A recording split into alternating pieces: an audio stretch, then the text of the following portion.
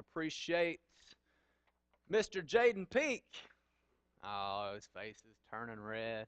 He is a talented young man who has just recently begun helping us with some singing, and every time he gets better. And I always hesitate to brag on people from the pulpit because I feel like I can brag on just about everybody. But Jade, man, we're proud of you. You've stepped up in a big way, and I look around at some of our other graduates who finished last year that are stepping up in big ways, and folks that are about to graduate. How about Christian Campbell, the great job he did doing a lesson here just a few weeks ago? That's amazing. Very proud of you. Very proud of all you guys for stepping up, stepping out of your comfort zone a little bit. That's always a good thing to see. So, for Vacation Bible School this summer, we studied about this man called Elijah, and I think that we're very familiar with a lot of Elijah's stories, but kind of the climax seems to be when Elijah is on top of Mount Carmel and he challenges the 450 prophets of Baal, and they're trying to figure out whose God is indeed the real God. And we know that the one true God is the God that comes out on top, and it's a great victory, not just for God, but for Elijah, and it's a great victory for God's people, and it gives people confidence again that, hey, those of us who are doing the right thing, we really are following the one true, real God. But a lot of times many of us don't know the story that actually happens right after this particular story. So King Ahab is here for this great showdown. Queen Jezebel, evil Queen Jezebel, she's back in the palace and she's waiting for the news, and she sees the rain, and it hasn't rained in years, and she's waiting, and she's probably thinking, all right, great, Baal won, Baal's a true God. But when Ahab comes back with the news, it's not so good for her, and she learns that, in fact, it wasn't the Baal who won this particular contest. It was the real guy. And she is so upset that she sends a messenger to go and find Elijah and basically says, by this time tomorrow, you're going to be a dead man. Now, you would think after what Elijah had just witnessed, he wouldn't really be afraid of just a threat from the queen. I mean, he's just witnessed God do one of the more amazing, brilliant miracles that we see in the Bible, and so what does he have to be afraid of? But he is extremely afraid. In fact, he is so scared that he runs. And if you kind of estimate a little bit, most people think it's maybe 200 miles or so before he stops. And as he stops and he rests, he goes to sleep. There's this whole story about an angel waking him up and giving him a little bit of food, and then he goes back to sleep, and he wakes back up, and then an angel gives him a lot more food, and then says, you need this for your journey ahead.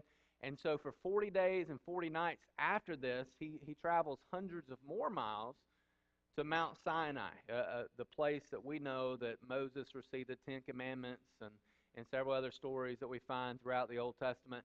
But he goes to Mount Sinai, the mountain of God, and he's on this mountain, and he's waiting for instruction from God. And as he's waiting, he's on top of this mountain, and he finds a cave to stay in. He stays in this cave, and God lets him know, I'm about to tell you some very important information. I got some things that I want you to know. And so as he's here, he's ready. He steps out into the mouth of the cave, and some strange things start to happen.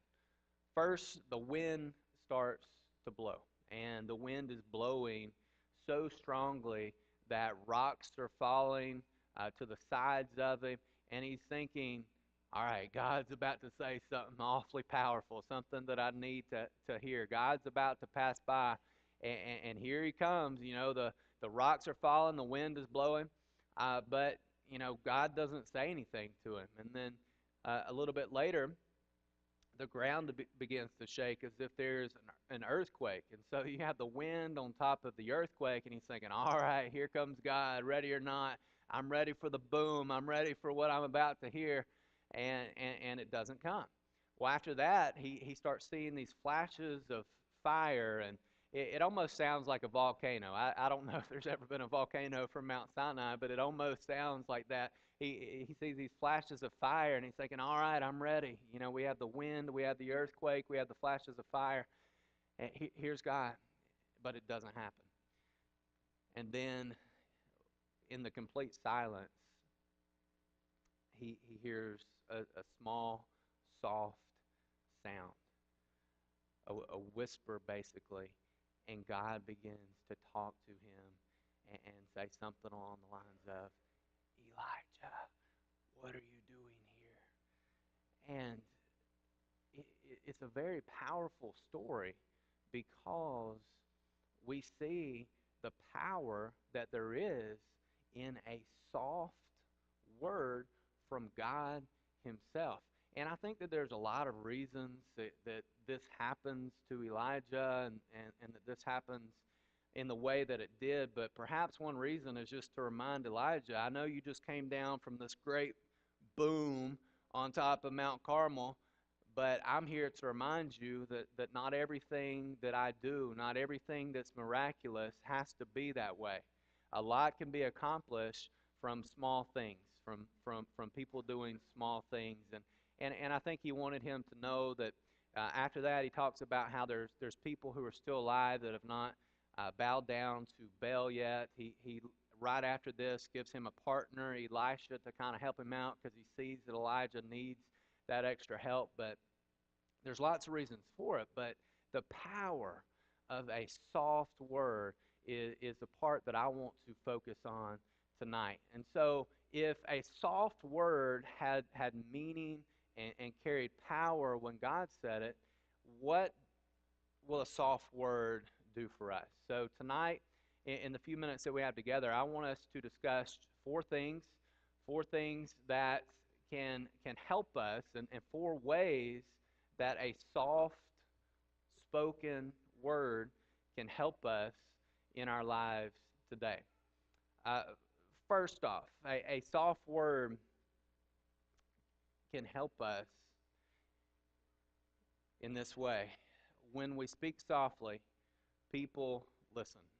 When we speak softly, people listen. Now, it kind of sounds backwards, right?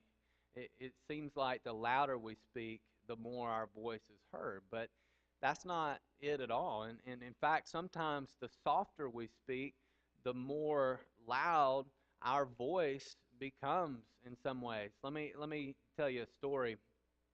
My very first year of teaching where I currently teach, I teach at Legacy Elementary School in Madison, and I teach third grade. But my first year was teaching fifth grade, and the only class that I was teaching was science, and I had three different science classes that I taught on that particular day. But when I got hired, in the first few months, it was a little bit stressful at times because the school was trying to, I guess, get this accreditation to be this blue ribbon lighthouse school, one of those fancy names they put on a school to make you think that they're all smart and everything, and they are. But I'm just saying, all schools do these things from time to time, but you have people who come into your school and they walk around and they observe the teachers, and there's all these things that you have to do and to get this particular accreditation. And so this was happening. It had been kind of a 5-year buildup, and then the climax was kind of happening in the first couple months that I had this job. And I knew that there were going to be a lot of people in and out of my classroom observing that were not connected to the school, looking for evidence that our school should in fact get this award. And so I was maybe even extra prepared. I wanted to impress anyway because it was my first year. I really needed to stay on a few years and get tenured. And so I was teaching my heart out. And about, I guess probably about this time that year, I started feeling my voice leaving me. And some of you know how that goes. Some of you lose your voice every year. I usually start to lose it, and if I can kind of rest it, then I don't lose it completely during those times. But it's so hard because when you have to talk to kids every day and you're constantly talking in every aspect of your life almost, it's hard to rest your voice sometimes the way that you need to. And so I knew I really couldn't rest my voice. I mean, it's my first year. I wasn't planning on taking off or anything from school if I lost my voice, because once again, it's my first year. I need to be there every day. I don't want them coming into my classroom if there's a substitute, anything like that. And I don't know what I would do if I could go back and do it again, but I just kept talking, and then I was coming here at night and I was singing songs for our children, and sure enough, I woke up on Monday morning and I couldn't talk. I could not talk. Now, when I say I couldn't talk, I mean I could I could do this. You can hear me, right? I mean I could kind of make some sounds come out of my mouth, but I could not talk the way that I'm talking right now. It just would not come out. And it was Blue Ribbon Week. Here they come. They're coming into my classroom. And I'm thinking, what am I going to do?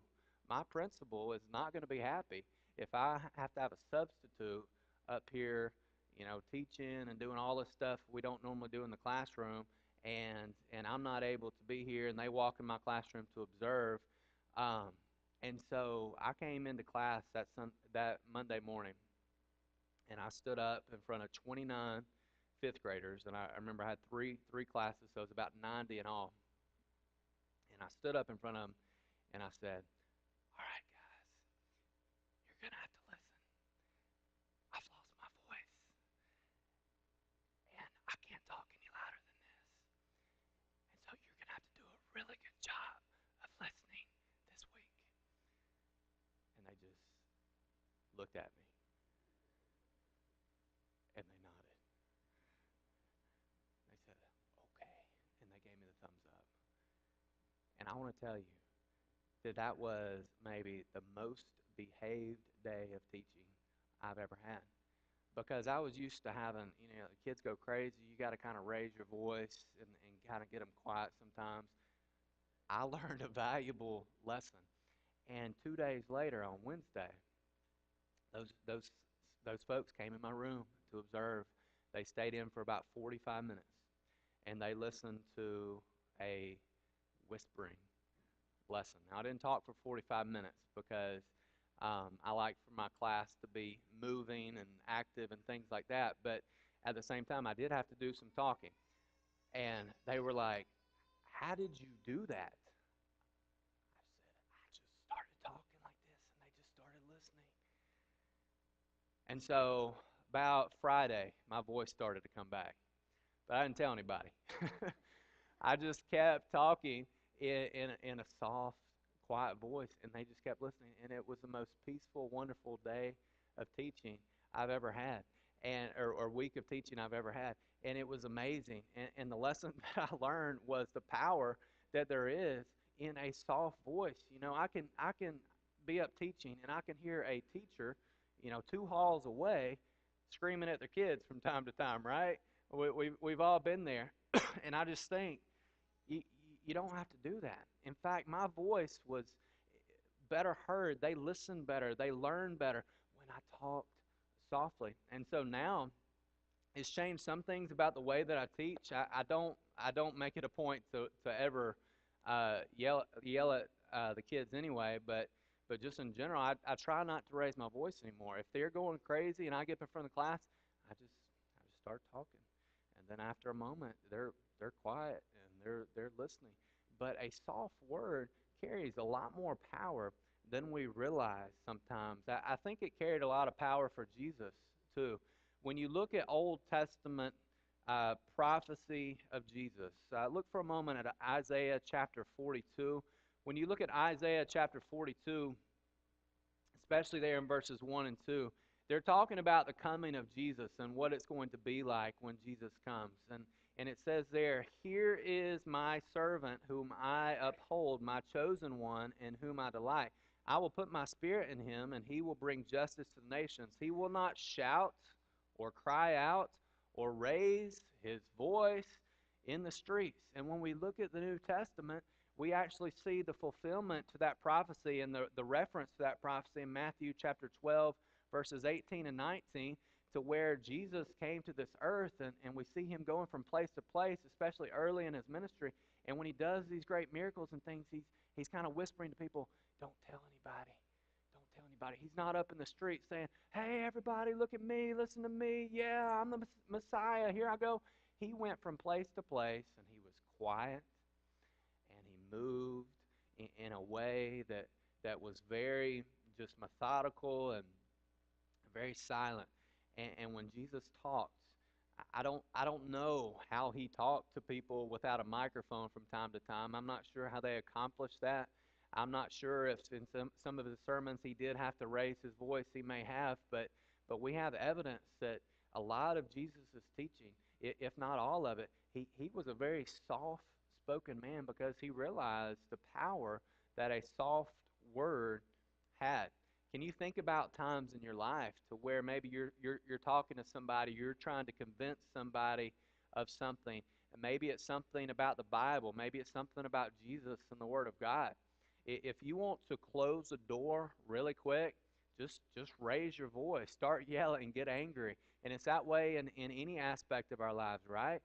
Once our voice level starts going up and starts getting louder and louder, and we think that we have to get louder to prove a point, it's like the ears of the listeners start to turn off just a little bit more, a little bit more, a little bit more. There's power in a soft word because when you talk softly, you're forced to to really think about what you're saying, and you're less likely to say something that you will regret. I mean, think about it. You ever, watch two people have a knockdown drag out when they're talking to each other like this? Hey, I really don't like you very much. You're my least favorite person. I just wanted you to know that. Oh, really? Because you're my least favorite person too. I just you're miserable. I just don't like you at all. I mean, you ever seen an argument happen that way? Not normally. Usually what happens, one person gets louder, the other person gets louder, the next person gets louder until it's so loud it's out of control, and then finally you have to distinguish the situation and bring it back down. We don't see that. So just think about it. When we talk softly to people, whether it's about God, whether it's about work, whether it's about anything, that person is far more likely to listen, to hear, to understand what we're trying to say, and to buy into what we want them to understand. I think back to Christmases growing up. We would go to my mama and papa's house, and they were my great-grandparents, so they had lots of grandchildren, they had lots of great-grandchildren, and they had a very small house. And there were lots of people in this house around Christmas time, and we'd all be sitting around, and it'd be just crazy in the house. You couldn't even hear yourself think. And Papa, he'd just be sitting there in his rocking chair, just rocking away, just watching, soaking everything in. But then we'd all be sitting there, and then Papa would just start to talk. And it would be the quietest voice that you ever heard, but he would start to talk, and then you could hear a pin drop because everybody wanted to hear what Papa had to say. I could get up in front of everybody and say, everybody quiet, and then they'd still be running around.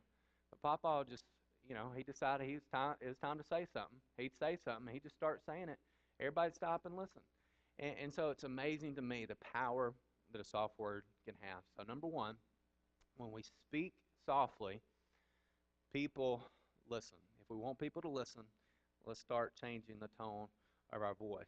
Number two thing we can accomplish with the soft word is when we speak softly, fires are extinguished. Sawyer did an amazing job reading from Proverbs chapter 15, starting in verse 1. A soft word turns away wrath, but a harsh word stirs up anger. Fires are extinguished when we talk softly. I mean, here's the thing. I know that this is something that probably, well, definitely every human at some point in time has raised their voice and regretted it, right? Whether it's to a spouse or to a child or to a friend or to a parent or to whoever it is, we've all raised our voice so loud and yelled at somebody, maybe even, said some things that we've regretted, and it's almost always out of what? It's out of anger. It's out of anger. And so when we see that from this verse that a soft word turns away wrath, I know that you've seen this before. You've seen this.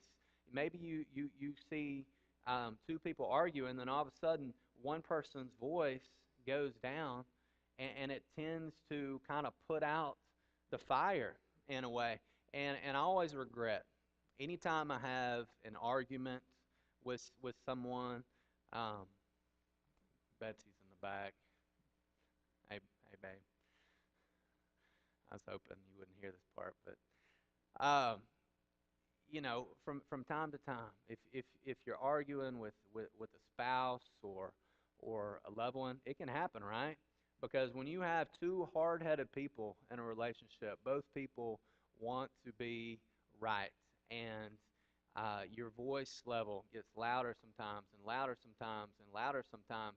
And I always regret not going back. I wish I could go back to the very first word I said and just say it softer. Just say it softer. Say it in a different way, because I know, and we know the people around the most, our kids, our parents, our spouses, we know what pushes their buttons, right? We know how to start a fire. And sometimes we question ourselves, did I mean to do that? I meant to start a fire, didn't I? And then once, it escalates, you kind of wish you could go back to step number one and not say that first word, or say that first word in a different way.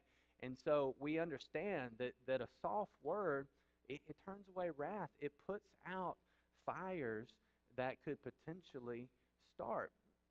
When I was a junior in high school, there was a, a guy in my junior class that thought I had done something to his car. And you don't mess with high schoolers in their car, not normally. Some high schoolers don't care, but some of them really care. It's their baby, and they don't want anybody to touch it. But he was convinced that I had done something to his car, and he wanted to fight me. And I'm not the most muscular guy in the world. I know it's hard to believe. I mean, there's something under here, but I won't show you right now. But this guy was he was actually a lot smaller than me, and the main thing was I had bigger friends than he did. So he wanted to fight, and he told everybody at school that he wanted to fight. And he got a message to me that morning that as soon as school was over, to meet in the junior parking lot, and we were going to fight. And so the whole day I'm thinking, I don't want to fight. It's not that I was scared, or anything like that. I just didn't want to fight. Why would you just want to fight? And so the whole day went by, and before you knew it, the whole school basically knew about it. And so we had, I don't know how many students out in the parking lot after school, and he comes walking up to me, and he's just yelling and screaming at me, and I don't even know what all he's saying, but he's saying it in a way to where he's very upset, and he's walking up to me real fast, and he gets up in my face, and except he was short, so he couldn't quite reach, and he's looking up at me, and he's just yelling his head off. And I said, "Hey, man, I didn't do what you said I did, but if I did, I'm sorry. Can we talk about this?" And you just saw the redness go out of his face just immediately. Sure, you know. And I'm like, "Are you kidding me?" And so we went over to the side, and I was like, "Come here." And I put my arm around him. He's like, "Man, if you hit me, I'm gonna you going down." I'm like, "I'm not gonna hit you." And so we went over and we talked, and it was settled. Now the bad part was the principal found out about it the next day, and he thought we went through with the fight, and so we both ended up getting detention for it anyway. But still, you can just see the frustration go out of a person's face when you say a soft word back to somebody that's upset. Somebody's yelling at you going down the road, you say something soft back, it brings it down. And most situations in this world that happen and get blown out of proportion is because somebody at some point in time didn't just talk in a calm, loving way.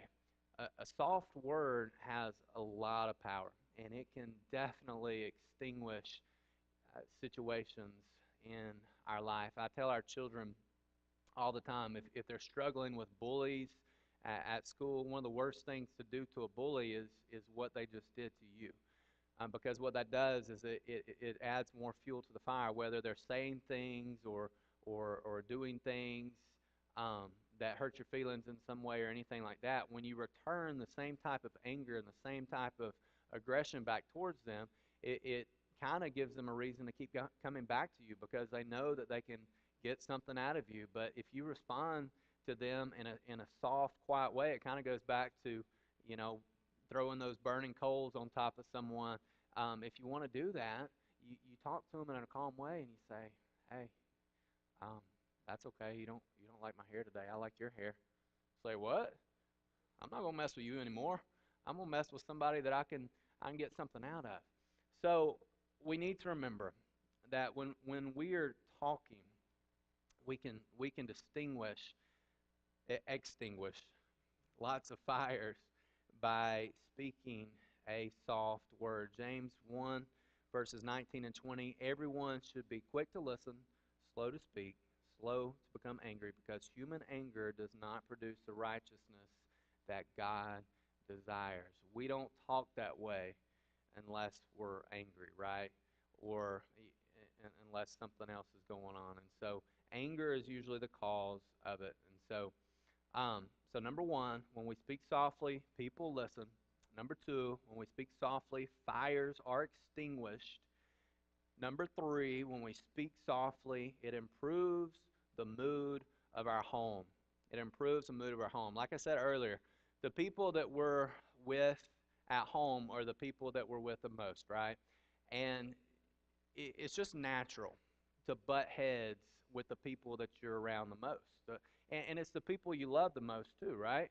It just happens because you're around them. I tell kids all the time in my third grade class, they're fighting with their best friends and they're arguing with their best friends.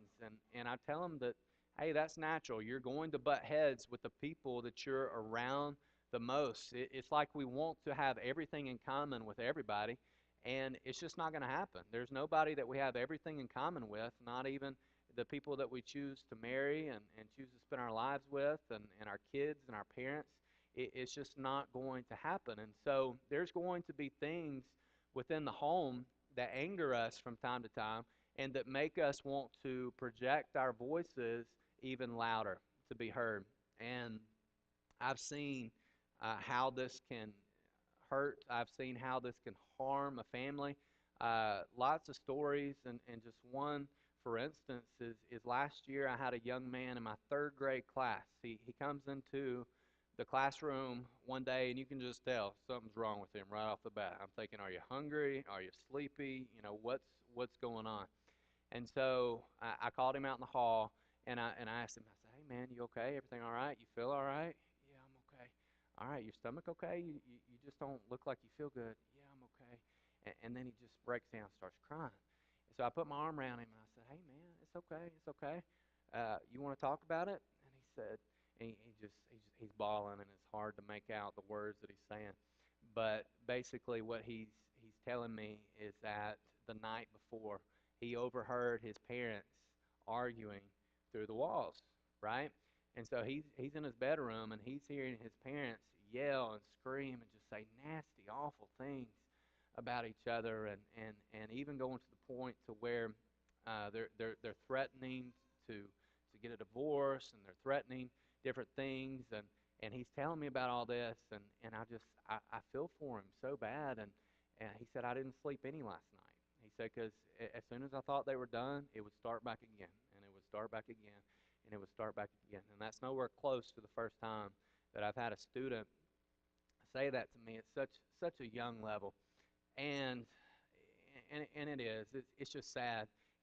But the thing is, just like I said earlier, it happens, right? It happens. These are the people that we're around the most.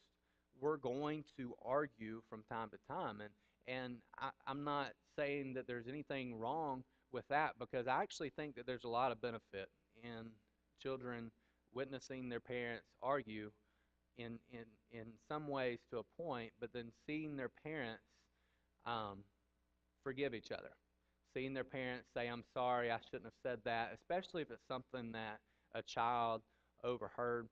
Um, but we yell sometimes, don't we, at the people that we love the most. And when we do, we say such hurtful things that we really don't mean most of the time. And we wish that we could take back as soon as we say them. And it happens. But a soft word can help a family. A soft word can improve the mood of our homes. It just can. And I'm not up here today saying that we're perfect, right, Betsy? We're not perfect. Yeah, we're not perfect. We don't have it figured out yet. But we have a rule in our home: unless you're on fire, don't yell. You know. So we try our best. And there was a time recently that I raised my voice a little bit, and Daddy Will said, "Daddy, you just broke a rule." And I said, "Yes, son, I did. I'm sorry. I yelled, didn't I?" He said, "Yeah, you raised your voice at me." I said, "I'm sorry. I'll try my best not to do it again." And it's not, we don't have to yell to be moms and dads, do we? We don't have to yell at our kids. We don't have to yell at our spouses to be good husbands, to be good wives. The first home that Betsy and I lived in, we I was outside one day and I was taking out the trash, and the house that was next door to me, I could hear them as clear as if they were standing next to me. Every word that they were screaming at each other, every word that they were screaming at their children, and I was just thinking, how sad that those little ears have to hear that. And but once again, it happens, and sometimes it's a husband that does it, not a wife, and sometimes it's a wife that does it, and not the husband, and that kind of thing. But at the end of the day, I want to challenge us to, if this is not a rule in our home, let's make it a rule. It's a rule that we'll fail at from time to time, but it's one that maybe we can hold ourselves accountable to, and talk to our kids about. Let's just make our home a place that doesn't yell.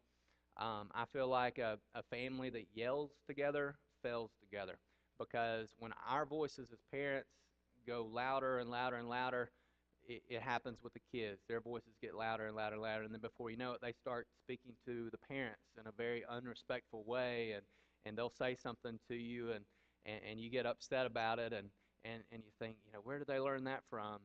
And you think back, well, maybe it was from one of us. And so, um, once again, the family that yells together fails together, and in my opinion, the tone of your voice will determine the mood of your home.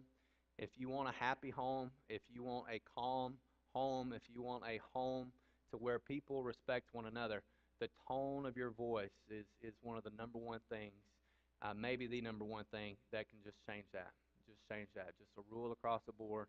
We're not going to go above a certain level in our home, and we're going to try to speak to each other with kindness. And if you have something mean to say, at least say it in a very soft way. And I know that that can be very mean too, but you're a lot less likely to say something like that when we say it in a soft way.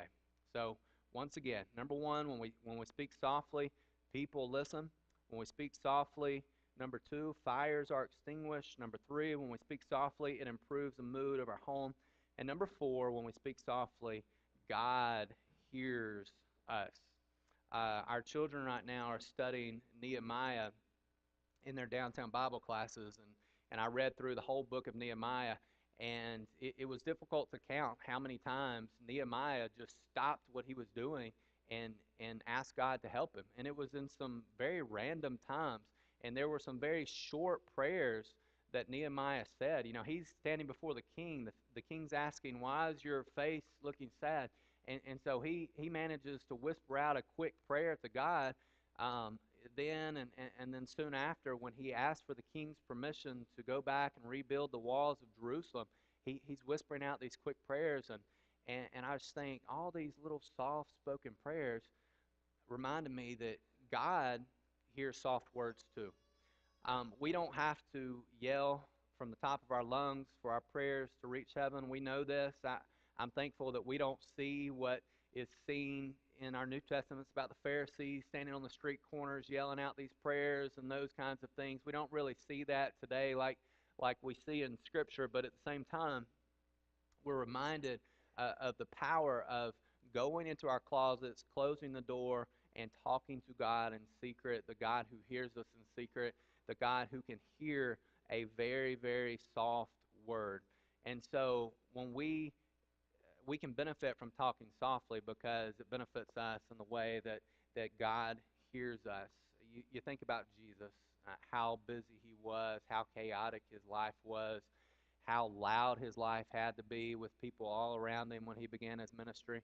And what does he do? He finds quiet time. He finds time to get away from the crowds and to speak softly to his Father in heaven. God listens to our soft words, and I'm not here suggesting that we have ever been guilty of maybe yelling at God, but it's just good to know to me that our God can hear us from anywhere. He can hear us from a cave. He can hear us from the moon. He can hear us from our beds. He can hear us from the rooms of our children. He can hear us from wherever we are. God can hear a soft voice too. And so, four things tonight. When we speak softly, people listen. When we speak softly, fires are extinguished. When we speak softly, it improves the mood of our home. And when we speak softly, God hears us. I started to add a fifth point, and I actually found a lot of good stuff about it. There's been a lot of research done about people who speak softly and in their homes and people who do not yell, how it actually has health benefits too.